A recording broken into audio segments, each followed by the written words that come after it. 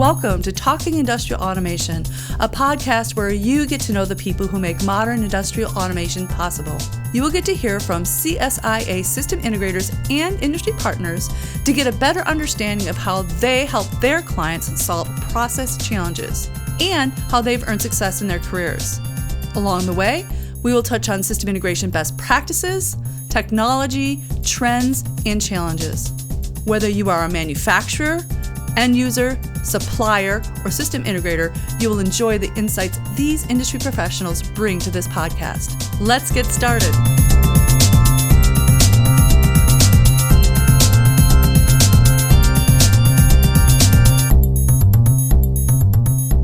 Hi, my name is Lisa Richter, the host of Talking Industrial Automation, a podcast where you get to know the people who make modern industrial automation and processing possible. In today's episode, we're talking industrial automation with Carreau, who is an Enablement Manager for the Kepware team at PTC.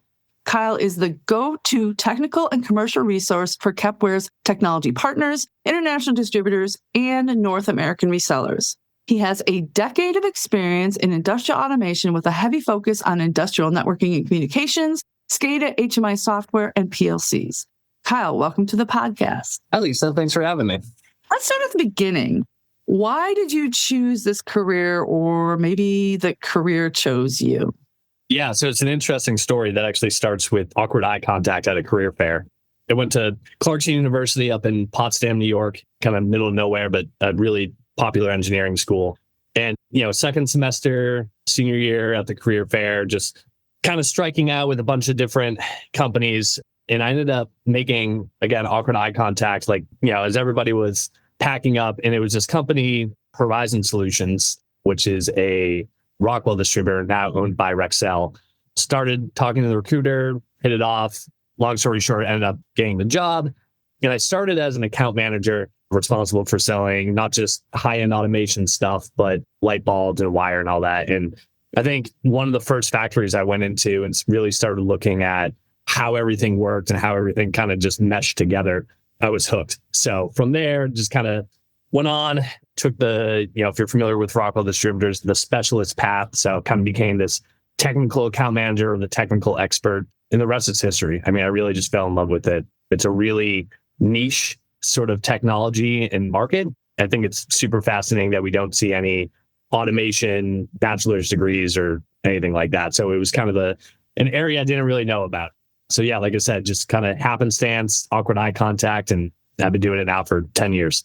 Does your mom understand what you do? Kind of, yeah. So that's, yeah. How do you explain it to her? It's funny. Internally, I would call it the grandma test, but same thing. I think I take the route of the same way I think a lot of people do, which is, hey, have you seen the show, how it's made? I think that's the easiest. But if we're talking about like Kepware specifically and like what we do, I usually start with, if you picture a IT server closet with all of the wires connecting and all of that, most people are familiar with that. And a lot of people just assume that because two things are plugged in together, they're going to be able to talk, hence your IT closet. I usually follow that up with, well, on the factory floor, just because two things are physically connected doesn't mean that they can talk. So I usually follow that up with Kepware is the thing that is allowing all these different machines to talk. So we are this big language translators for machines. So that usually goes over well. And then most people are kind of like, yeah, all right. Yeah, I get it. That's probably, way too technical, and it kind of dies there. But yeah, and then they're like, how about those cubbies? Yeah, exactly. Yeah. How about them bats? So talk to me a little bit more about the history of the company. I have to confess that I get Kepware and PTC commingled in my mind. So sort that out for me. Like, how does the company evolve and a bit of the history? Yeah, let's start from the beginning. So Kepware founded in 1995, actually down in, I looked this up before, somewhere in New Jersey, actually, I believe. But yeah, started in 1995, and we started actually as an HMI company, building, small little HMIs. And then for whatever reason, we found that we got really good at writing device drivers. Basically, how can we have this particular server or computer talk to some other physical device? So if you think of, hey, I plug in a printer, you get that thing that pops up that says, hey, installing driver. Same thing, but for machines. We ended up having a knack for that in the early 90s. Interoperability, I think, was a big challenge that automation factories were having. And it was right around the time the OPC Foundation started. So it was just kind of this perfect storm of interoperability was a big challenge. OPC just started. And as it turned out, no one wanted to write drivers for competitors, right? If I'm Rockwell, if I'm Siemens, why would I divest resources to develop drivers for my competitor? That doesn't make any sense. So we kind of raised our hand and said, well, we can do that. We're agnostic. So that was back in 95. And since then, we've been doing just connectivity. And there's a bunch of different flavors to that, which I'm sure we'll get used to. But for the PTC thing, we were actually acquired in 2016 by PTC. There were a number of reasons for it, but I think the largest one was we developed something called the IoT Gateway, which was our way of taking industrial data that you would get from a PLC or from the devices in the field, and then convert that to, at that time, MQTT. That was sort of a new phrase out in the OT world. So being able to take all that stuff and then push it up to the cloud, and that was relatively new for the factory at that time. So I think PTC saw that and said, hey, these guys do both IT and OT, let's buy them. And then, since then, it's been a part of PTC, but still keeping that Kepware, kind of agnostic view, the Switzerland, right? We talk to everybody, we connect to everybody. That's kind of all we're concerned with, taking data from one place and moving it to another. Is there anything more recent that's happened? Like what's happened in the past year or two, or maybe talk a little bit about what you expect for the future? The biggest thing in the last couple of years that we've seen, and it kind of goes along with where the industry is at in terms of dealing with data acquisition. I mentioned earlier, like in the 90s, it was much more interoperability. So the challenge was, hey, I need PLC A to talk to HMI or SCADA system B. And that was kind of it.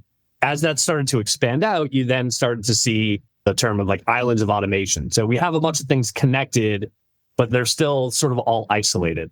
Then as technology improves, we started realizing the importance of big data and data at scale. I'd say we'll call it like the mid 2010s or something like that. And what was interesting was at that time, everybody knew that data was important, but we didn't really know how to deal with big data. Meaning, I don't think people were really aware of how much data was actually coming out of the factory. So we would have conversations all the time that would be, hey, we want our factory data. We say, well, what do you want? And they'd say all of it. We would say, well, are you sure? They go, yeah, absolutely. And we'd show them that and they go, well, okay, hold on. Maybe let's figure that out. Now, though, with cloud technology, with AI, with ways of processing large data sets better, now there's a bigger focus on getting all of that big data in. So what we've done, I think smartly in the last couple of years, has been focused on that scalability and how can we expand out data acquisition to an enterprise level. So we've done a couple of things with that. But the one, I think, big thing is the ability to configure and monitor all of your instances of Kepware out at scale. So if you're a large company that has factories all over the world, and these factories are large and have dozens of lines and hundreds of servers out there, management of that at scale is really difficult. And quite honestly, like scaling that out is also really tough from I'll call it like an administrative perspective. So, hey, maybe I'm dealing with hundreds or thousands of unique license IDs and all that. So we essentially simplified all that in the name of scalability. Again, still solving that core challenge that manufacturers have, which is how do I get this data from all these devices that talk different languages? But now we're doing it at scale and we're doing it smart. So I think that's been the big advancement for us, is really focusing in on how do we expand out at scale. Would you say that's the smartest decision the company's made, or there are other big ideas or big decisions being made that you would want to mention? Really, one of the things I think, again, has just been focusing in on what our customers want and looking at the market and really listening to them and trying to solve those problems. And again, we're kind of at that critical mass of data is everything. I've been saying lately, I think at a point, data now has become a utility. It's just as important as keeping the lights on or keeping the water running. If you're running a factory, data is a utility. You absolutely need it. There's no way around it. So I think just focusing in on that.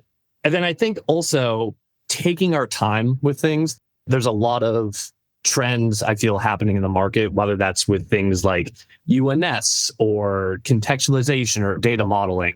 we're involved in these conversations and we are doing our best to make sure that we define it properly and take it in from every angle. So taking our time with that and then being very calculated about how we actually develop features and functionality, but also go to market with that. Why do people return to you project after project? I think two things. I've been talking a lot about the technology, so maybe we'll table that after. But from a people standpoint, obviously I'm biased, but I really think that we have world-class support, whether that's through tech support, whether that's through pre-sale support. And honestly, even our sales folk, I think they are just really good at understanding a customer's problem or problems rather, and figuring out creative ways to help solve them at scale. And I think just in general, which we've heard internally, is just, I think we're just a fun group to work with. It's always a blast. It's really humbling coming in every day and just both seeing the attitude of everybody and how they handle customers and the passion they have around the industry. But from a technology side for our people as well, it's actually, this happened the other day where I'm sitting in a meeting and I'm just in awe of this person, just their knowledge of the industry, of protocols, of Kepware itself. It's just really fascinating. Like, see the world's best and really believe that and go like, wow, I can't believe this is a colleague of mine. I think that's number one. It's like our people for sure. But from a technology standpoint, I mean, we sort of had an unofficial tagline of, Kepware, it just works. I mean, it's been that way for 30 years, and I think there's a reason for it. There's quality in everything we do. So even as we start to venture out beyond our typical use case of that point connectivity, and we start trying to solve these connectivity at scale, it's really nice to say and go back and just, hey, there's quality in everything we do. The product's always going to work. And despite being bought by a larger company, we still remain agnostic. We still work with everybody, really just keeping to our core of we are data plumbers. We're just moving data. That's all we want to do and to help solve.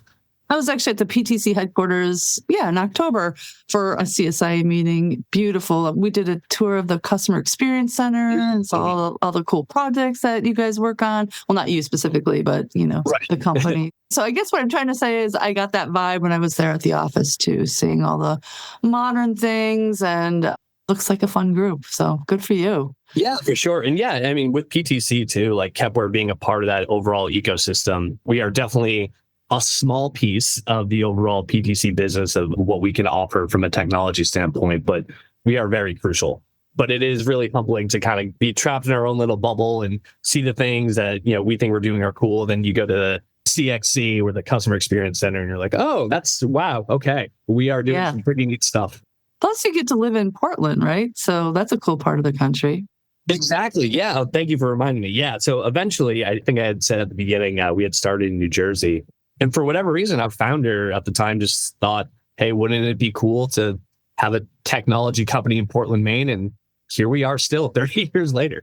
Yeah. I think the only downside is it's pretty dark in the morning, right? It's always gray, but it's lovely. It really is. I mean, obviously you get the foliage. Portland's a great city, lots of good food and all that. The lobster obviously is world class. So it is a nice little city.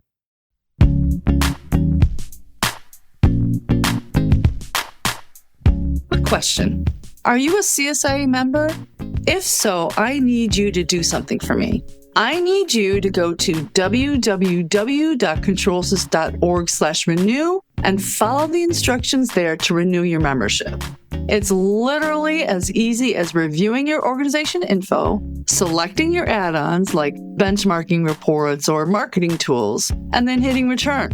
And it will ensure that you and your entire team won't miss any member benefits, such as being eligible to attend the CSIA conference or accessing content behind the member wall, like the recent economic and labor update for system integrators. So please, take 2 ticks and get this sorted. If you don't want to do it for you, do it for me, because my boss said if I don't get you on board, I will have to start cold calling. Ugh, please don't make me do that.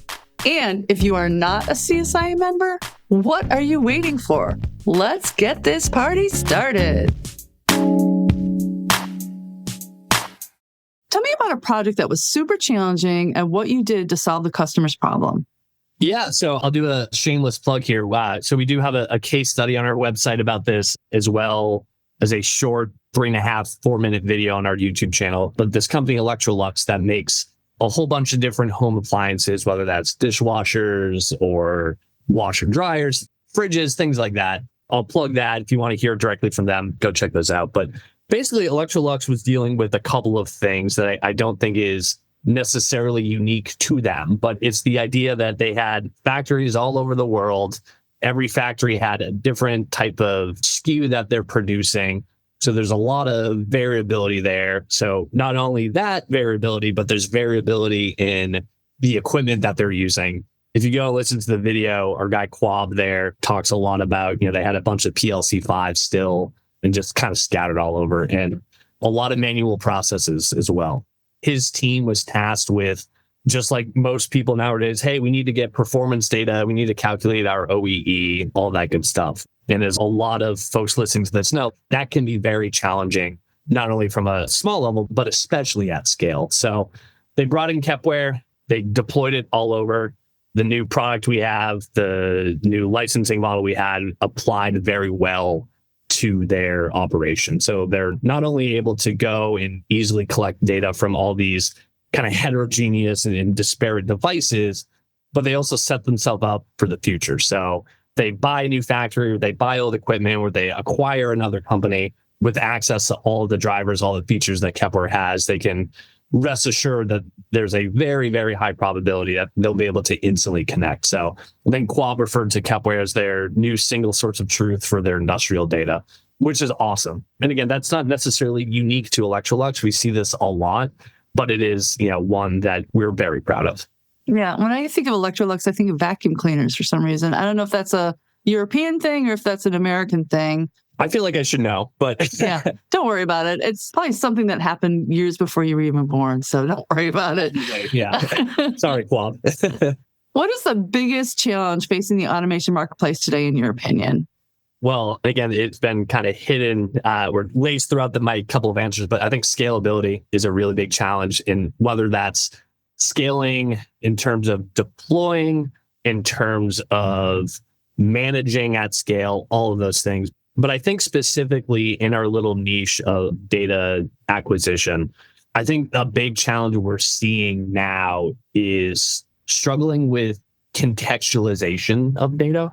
So obviously the interoperability of just getting that data is important, still a challenge, made easier with Kepware for sure. But now as IT, OT convergence is getting more and more of a real thing and becoming, I would say, a little more normal now, I think we're starting to see challenges of just, hey, what does this data really actually mean? So sure, we have access to it all, but hey, we just hired a data scientist for a bunch of money and they're spending 80% of their time just figuring out what this tag from this weird Modbus device means. So figuring out a way to come up with a standard for data modeling, for information modeling, I really think is a big challenge. And while there's softwares and solutions out there, I think they're still in their infancy. And it's really fascinating to kind of watch the industry evolve and define what this is going to look like. And there's all sorts of different players and all sorts of different schools of thought with it. But I really think that's the biggest challenge that we're facing is,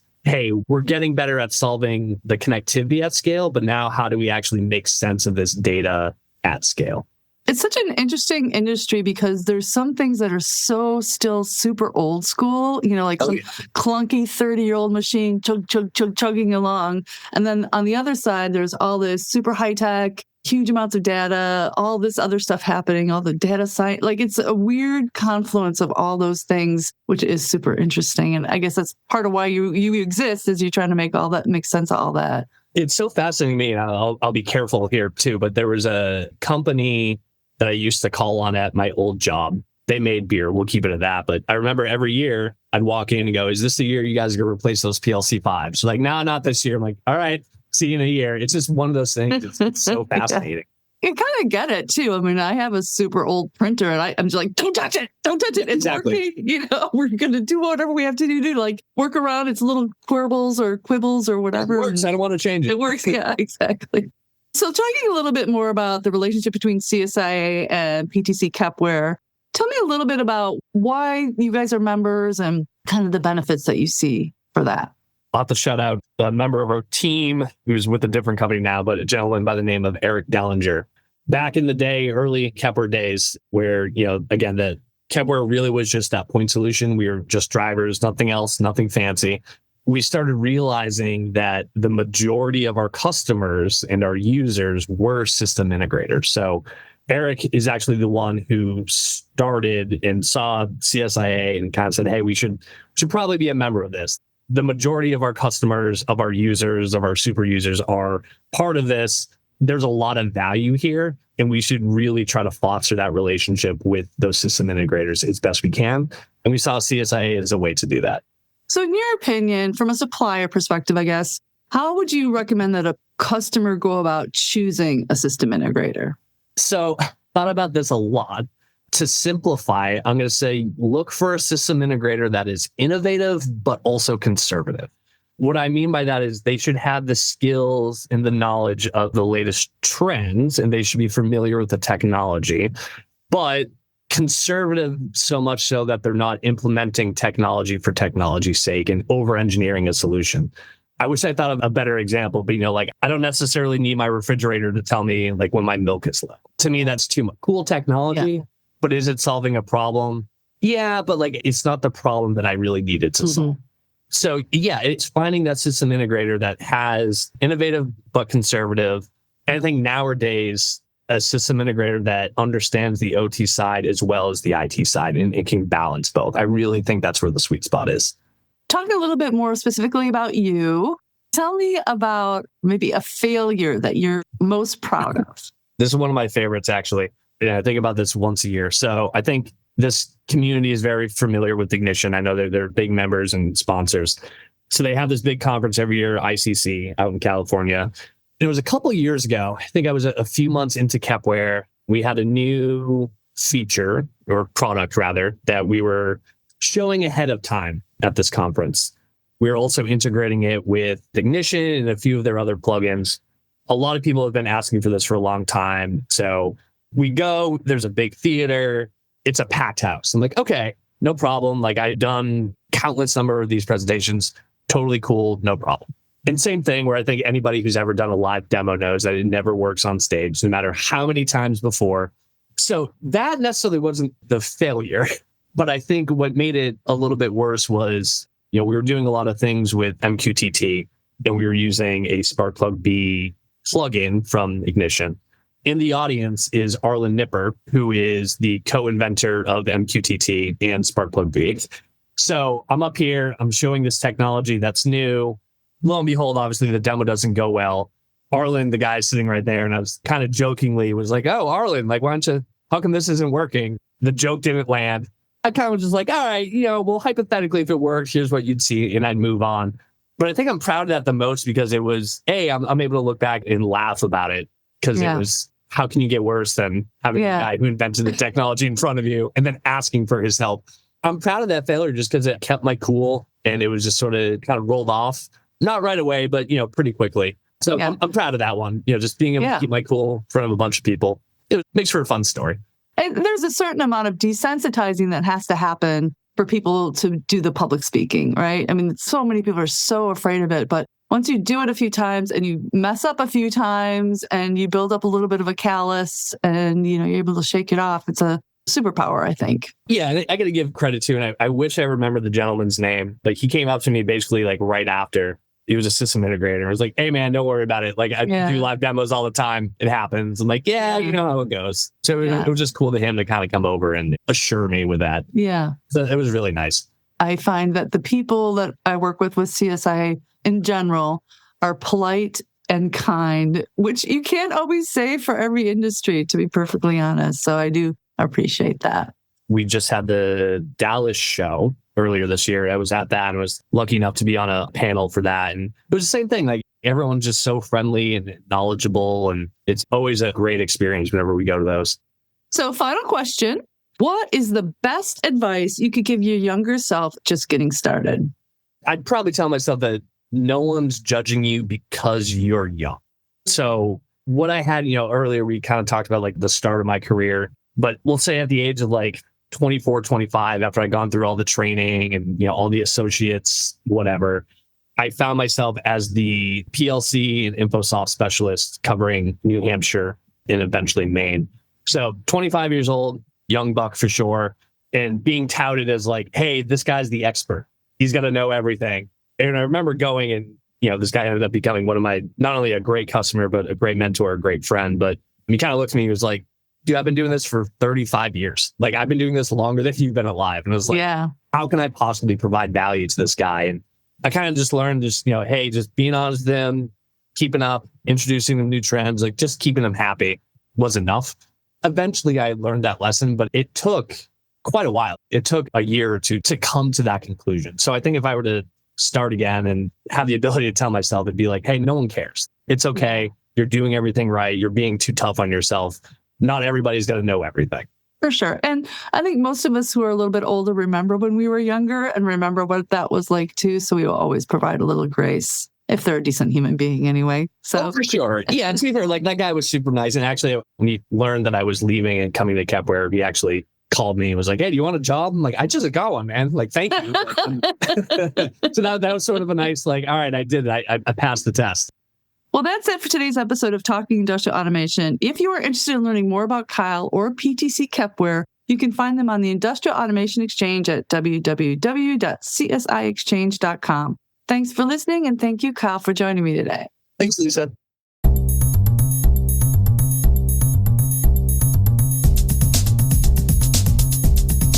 If you enjoy this podcast, please subscribe wherever you listen to podcasts. You can also really help the show by leaving a review and sharing with colleagues. We're all just slaves to the algorithm now, so I gotta ask. Thanks for listening to the Talking Industrial Automation podcast. Thanks also to bensound.com and Wistia for the music bumpers. Until next time.